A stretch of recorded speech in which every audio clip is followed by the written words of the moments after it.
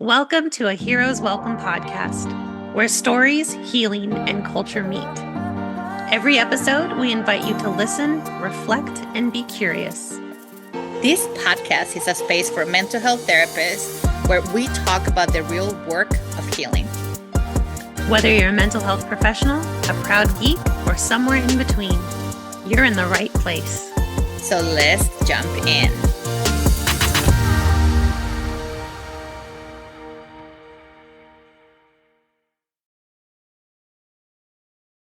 Welcome back, listeners, to another episode of a Hero's Welcome podcast.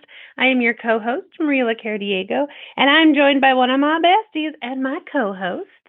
That's me, Liliana, one of your besties. I am your bestie. Let's clarify that. Today's discussion is going to be on Liliana's identity. No, I'm just kidding. It is, for crying out loud. And hopefully you noticed. Thank you for listening to our podcast. We are so grateful that it is tracking, that it's important to you, that you're sharing with others. Thank you. We took a break and not record ourselves. That was our intent to be recording. We're already in May. If we are tracking, and we have not actually record conversations between us. One, because we've been very vocal about dealing with dynamic disability, health issues. And for all of you who are familiar with, know that our bodies dictate how we show up or when we show up. They sure do. A lot of times we schedule things and then our body says, not today. And we have to pivot, which can lead into other conversations such as how do you work in an agency or private practice, or what are the ethics? And we'll be happy to answer some of the questions in another episode. Yes. In regards to what we're learning about it.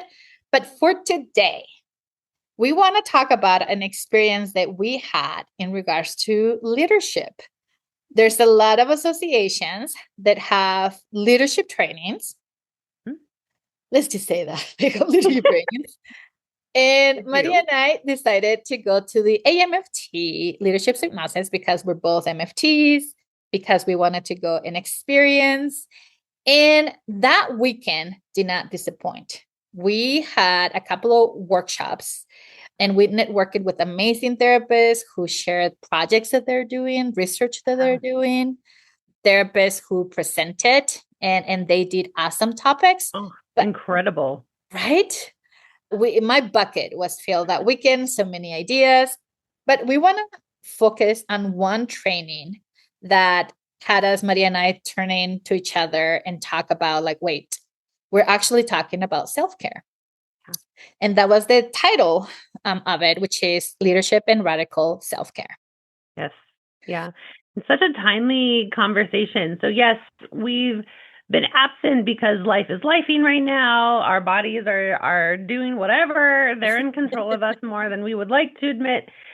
And it's also been part of our own stepping back and having to listen and do radical self-care because we're living in a time where everything is so intense and heavy and happening constantly. Yes. Having the privilege to take the news app off of my phone because it was too much.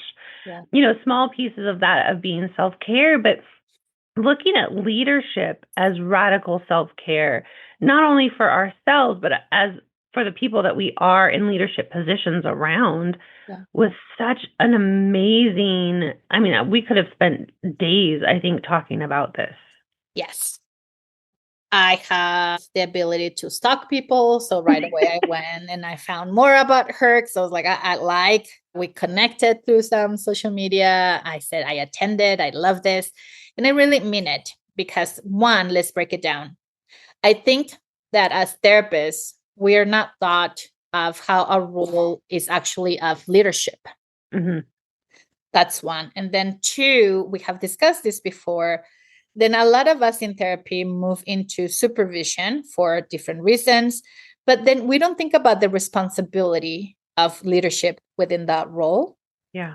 And how we have to be responsible and accountable to talk about our supervisees when it comes to radical self-care, not self-care, but radical self-care, because of what our field expects us to do as therapists. Let go of the supervisor, like as therapists, how we have to be available, how we have so many identities, but somehow our field focuses on one, even though they're asking us, how are you taking care of yourself, by the way? But let's talk about this case. How are you taking care of yourself? But how are you going to be available to your clients 24/7? Yeah. Right? Put boundaries because of ethics, but you have to answer, because if you don't, you abandon your client. Yeah. Yeah. It's this idea of like, yes, we're giving you permission and we're telling you to do these things, but it doesn't apply to me, right? Yes. Like it doesn't apply to us. Yeah. Set boundaries for everybody else, but when I call on you, or you're required at the office for some reason, or your clients call on you, you need to answer, right? So it's like it's what's good for one is not good for everybody. And I think that was one of the things I took away from this was, in leadership positions, but also just as humans trying to navigate everything right now, it's carving out this, yes, we know these things are important. And you know what? You holding a boundary could be an inconvenience for me. And that is my problem, not your problem. The problem isn't you're put down this boundary. The problem is I need to learn to navigate around that instead of making the person putting the boundary hold all of that responsibility and weight. Yeah. Yes. So all of that, right? So I think this training brought us, for you and me, brought us the idea of, we know we're in leadership for a while. Not because we've been taking leadership trainings, not because we've participated. Well, we have, but that's not the point. But I think it's more how aware we are of the responsibility because of the privileges, access, and platforms that we have. Yeah. Yeah. And absolutely. Right. And we were just talking early to our cohort of amazing, shout out to our colleagues who are with us in our book club. We're talking about our books and what we're reading, but also talking about how burnout is so familiar to us. Yes. And we minimize it.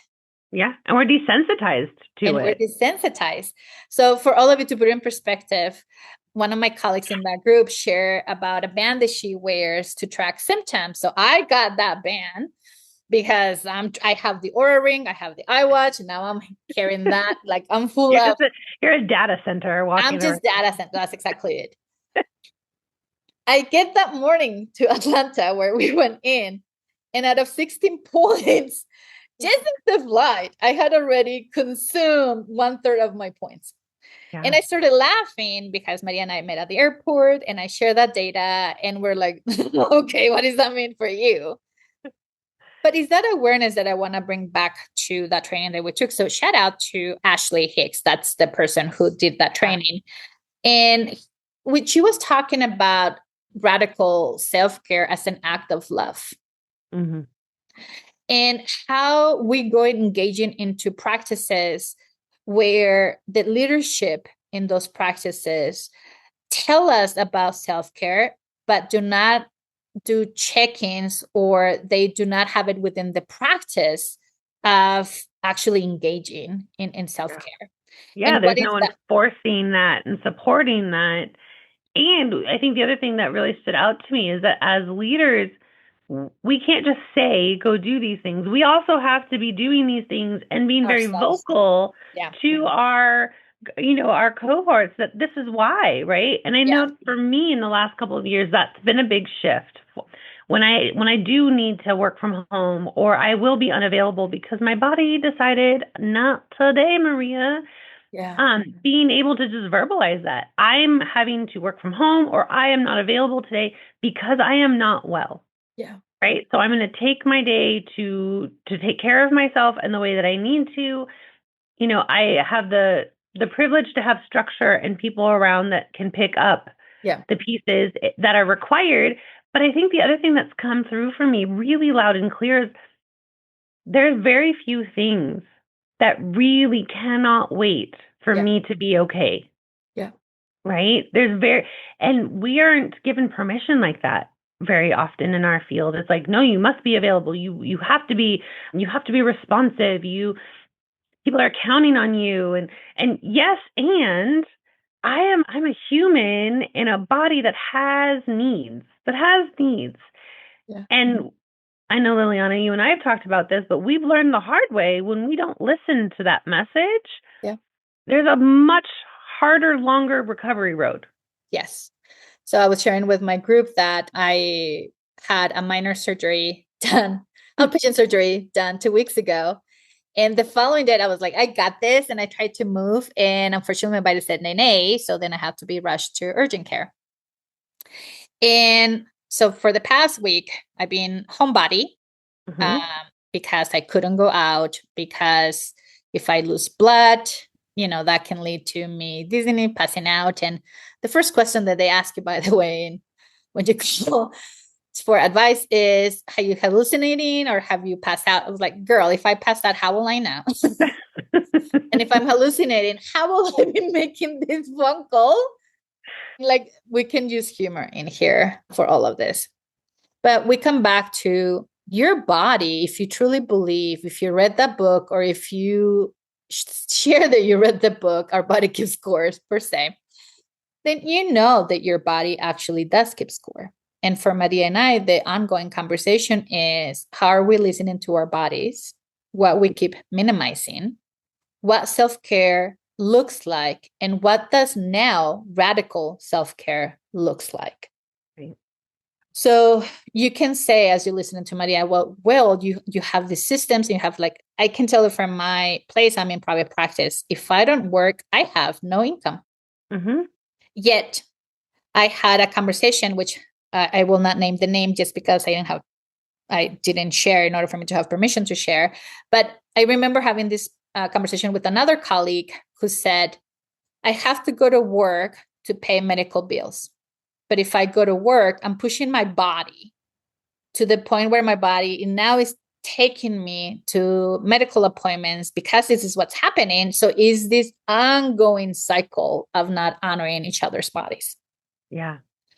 So I'm naming this because if you're listening to this and you're like, but I'm not in private practice, I don't have these privileges, the cost of not listening to our bodies, the cost for not advocating, and the cost as leaders and not advocating for our supervisees and not advocating for employees or contractors in regards to, how are you going to do this differently so that we don't continue with this idea of our field that we have to be accessible 24/7, and is that your responsibility?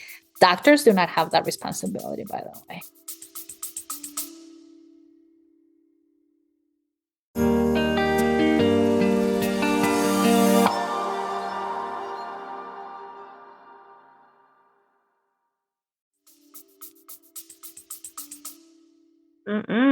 No, do you know how long I'm waiting for an appointment? Because they are booked and will not see me at 7 p.m. because that's the time that works for me. Yeah. And I think during the pandemic, we saw some steps forward, right? I think it's still in your email, Liliana, where you talk about, like, I'm emailing you when I'm available. Please don't feel don't feel the need to respond outside of your own work times, because all of our hours shifted for the pandemic. And I know you and I have talked, like, ours have continued to shift because of our bodies and because of appointments that are needed, or we've started to recognize our own, like, limitations in terms of energy and focus. Yeah.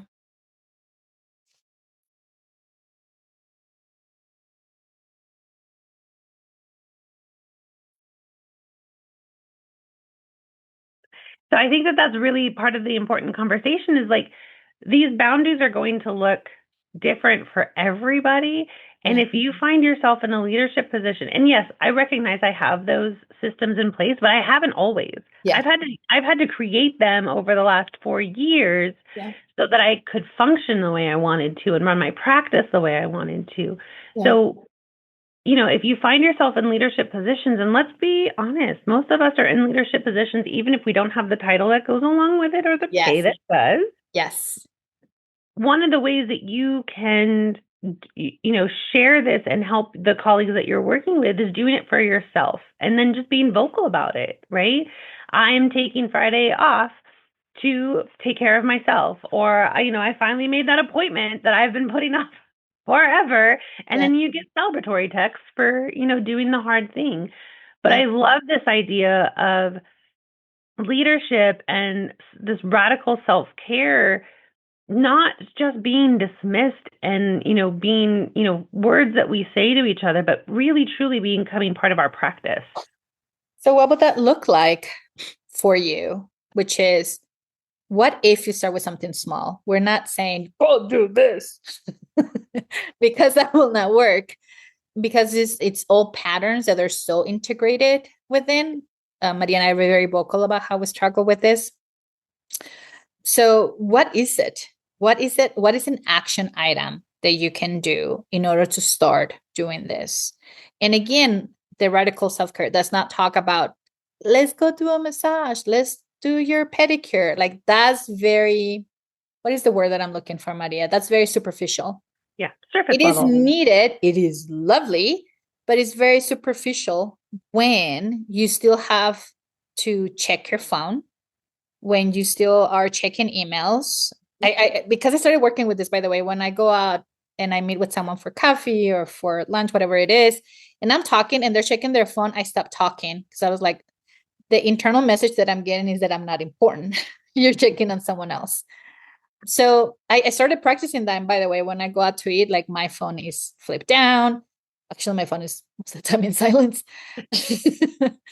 But it started with my email. When I put that line, it started with slowly with boundaries with clients in regards to when I'm available. So my work email for clients states something similar to, this is what I'm available. And even when I'm available, I may be with the client. So, like, I have something to that effect. With supervisees, it looks like, I'm not available. Is this an emergency? Do I need to come in? And by the way, it doesn't say that I'm perfect on it. We were together and a supervisor texted me and I'm like, oh my God, I have to step out. And Maria was, are you primary or secondary supervisor? And I was like, oh shit, that's right. So even, like, sometimes we need reminders of it, right? So radical self-care is the invitation to actually love yourself, prioritize yourself. And what are the acts of love that you can do in order for you to practice this and take it into all the roles that you do?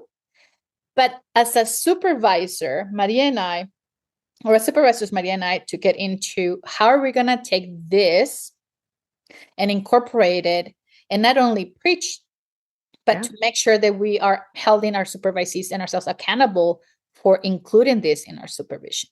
Yeah, and I think you gave some wonderful practical examples. I know, in our clinic, when we know that someone's taking time off for themselves, we tell them, delete the email app off of your phone. You can always download it when you're back, but you don't need to even have the notification, or turn the notifications off for that app while you're away. You don't need to be accessible all of the time. And it is so easy for us to slip back into, right? Because we are all brainwashed into this productivity must be available bullshit mindset. So maybe it's that. Maybe you turn off the notifications. Maybe you delete the app. Maybe you schedule time for you to do documentation in your schedule that is an appointment for you, so that that's part of your self-care, that you're not spending your Friday night or your Saturday catching up on documentation. Mm-hmm. Maybe it's just finding one other person to confide in and go, like, I'm struggling with this thing and I need someone to hold me accountable when I say I'm going to set this boundary, or I'm not going to do this thing, or I'm not going to sign up for another training until I finish this other certification I'm doing. Some of us in the room. But maybe it can be as small as that, finding an accountability partner to help you hold those boundaries, or even come up with, what do I need? What do I need? Because so many of us, we don't even know. We don't even know. We don't even know what it would look like if we slowed down, or we said no, or we put some of these boundaries in place. And I think that those are good starting points. But I'd love to hear your ideas. Are you practicing radical self-care? What does that look like for you? What's working? What's been hard about it? Because this is hard. This is hard. Saying no is hard. Not looking at your email is hard. Yeah, especially us as females. I'm not gonna throw, my male colleagues, but especially as females, when you think about patriarchy, when you think about how females were programmed to nurture, to attend, to do. So not only this training was like, yes, give me more. And by the way, that was the felt sense pretty much of the whole weekend.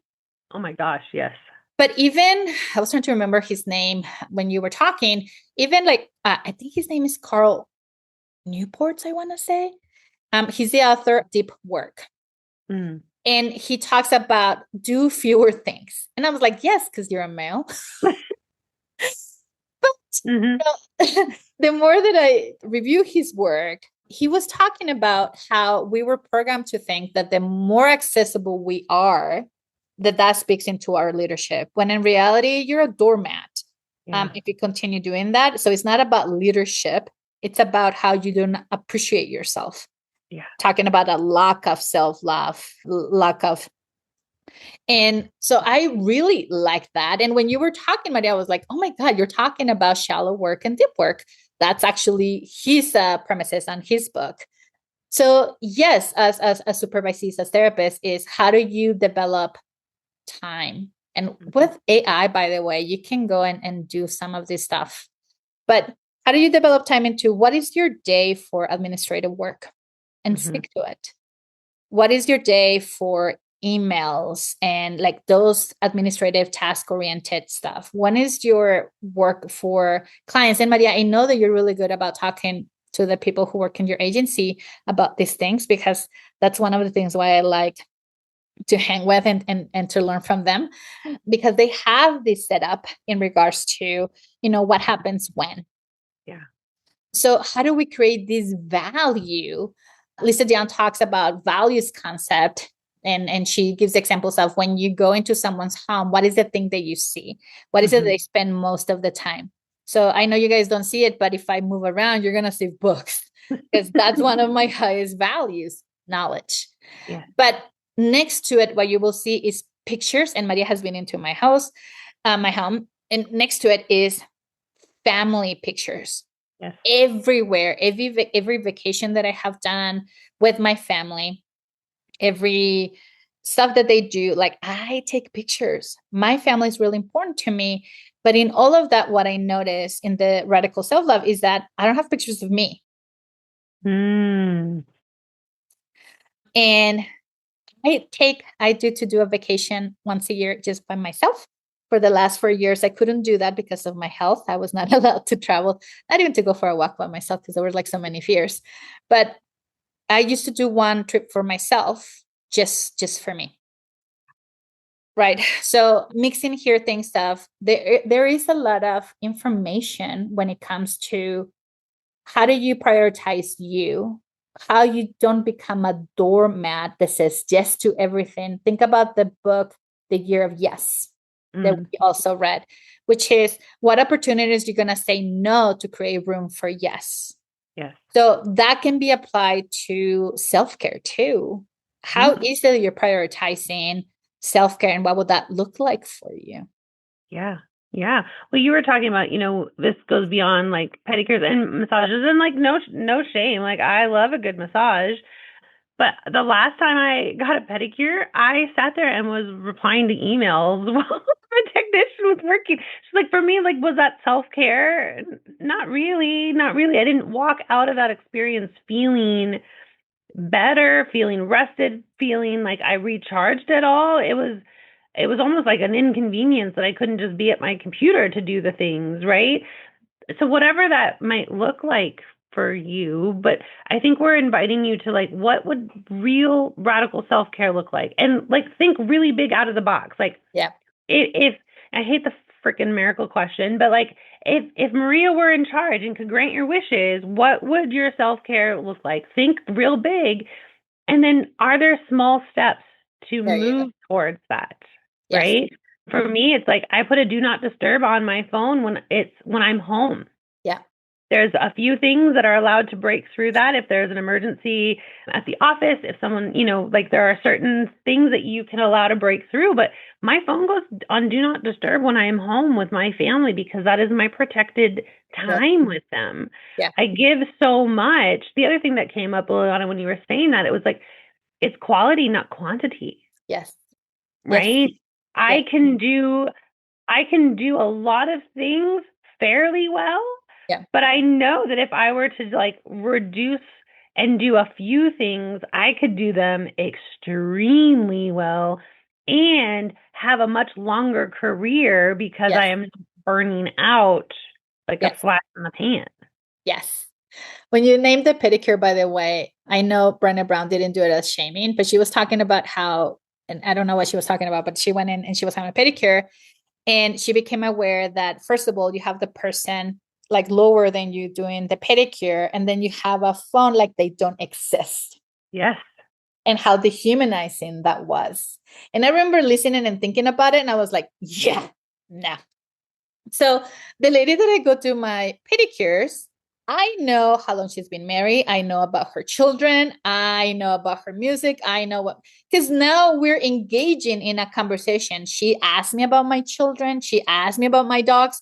Like, is this beautiful? Fill my cup of like, I'm getting to know you. So it's a recharging experience, right? Yes. That you wouldn't get if you had that same appointment and were answering emails or text messages or answering any of the other numerous demands that get put on us. Yes.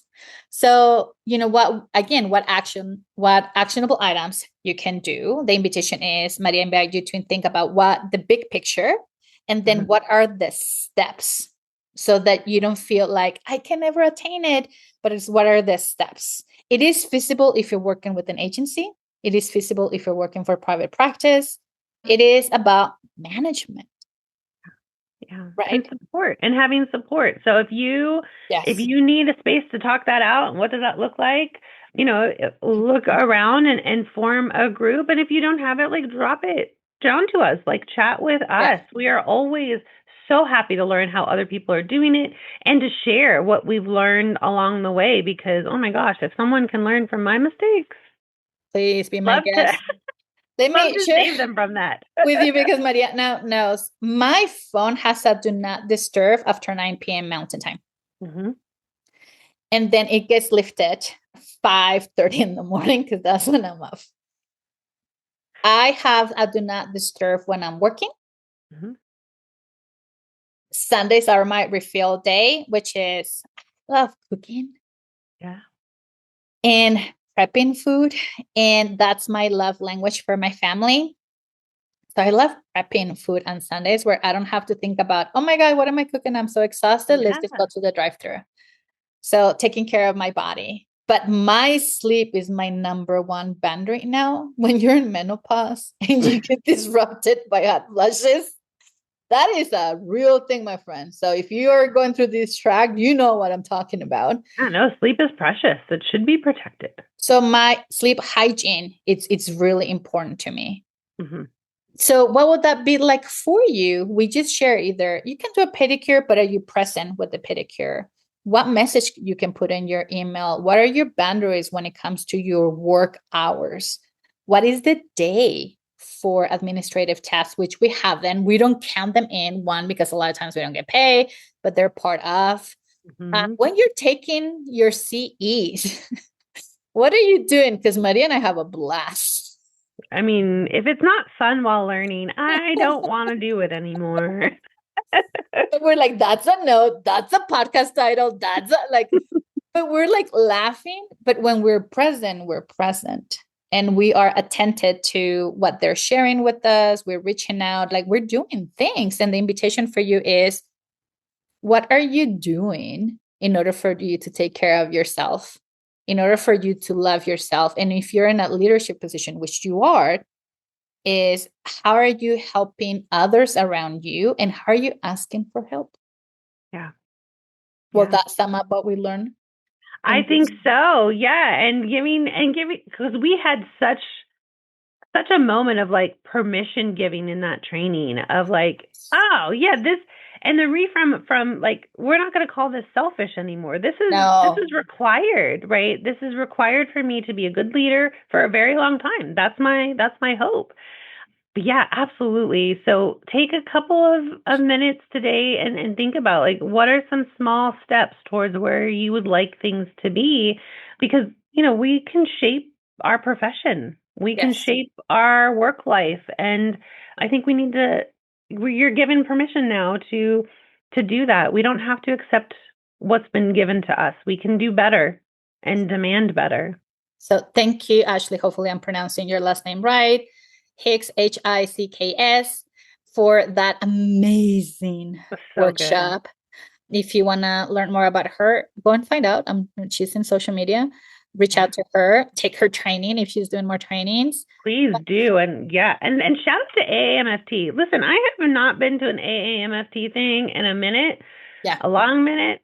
And I forgot what I was missing. So you'll see more of me. Yeah, shout out to them because they did create it a space. When they said networking, it was not the shallow networking. So really, we were like, good. Yeah, it was so good. By the way, everyone who has experienced me and Maria, they know Maria is social and I'm an introvert. And I'm like hiding in a corner as always because I'm like, I don't want to do this. That's accurate. Stay what? Like at least an hour, if not more. It was 2 hours later after the work ended. And we were with a group of amazing therapists and we're learning about their projects. And we're like, I went to my room thinking, what happened? How did we bypass this boundary? It sure did. And it like really did enhance the rest of our time there because we would see them, we would pass them. They were in other sessions with us. And it was just like this community and connection that was magic. So I get to rope Liliana along. Although I say that, but she got there before me and was already like surrounded by people because she is an introvert in many ways and she does need her recharge time, but she's also, she's a social draw. She loves to connect with people as much as it drains. Thank you for using that word. Yeah, it does drain me. And when you're there, I will be present because I'm learning so much about leadership and being compassionate and showing up and making sure that you get to have a different experience in our field. Right. But Liliana, that's your radical self-care. When you're there, you're fully present. But when it is bedtime, guess what, guys? You will not find her. She will not answer her phone. She will just dip out when her midnight clock hits. Before she turns it back into a pumpkin, she is back in her room. And I love that for you. Hey, we're at the bar. You want to come? No, thank you. Have a great time. Nope, but I'll see you for coffee in the morning. Okay, bye. So thank you for listening. Hopefully you took some things besides like I should go to that AAMFT training, which you should. It is amazing. It was so good. And hopefully you take some points some talking points from this. And then you just go and take some time to draw out what is your radical self-care vision, what steps will be needed for that. And then how you're going to prioritize in small chunks in order for them to become habits. Love that. And thank you again for listening and hanging out with us, whether this is on your commute or your lunch break. If you are choosing to willingly listen to Liliana and I, we love that. We love that for you and we love that from you. Yes. Until next time. Till then.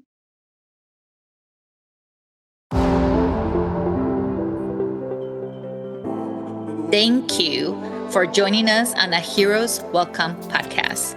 We hope you found inspiration, insight, and maybe, just maybe, a little fun along the way. Don't forget to subscribe, leave a review, and share this episode with your fellow healers. Until next time, stay curious, stay playful,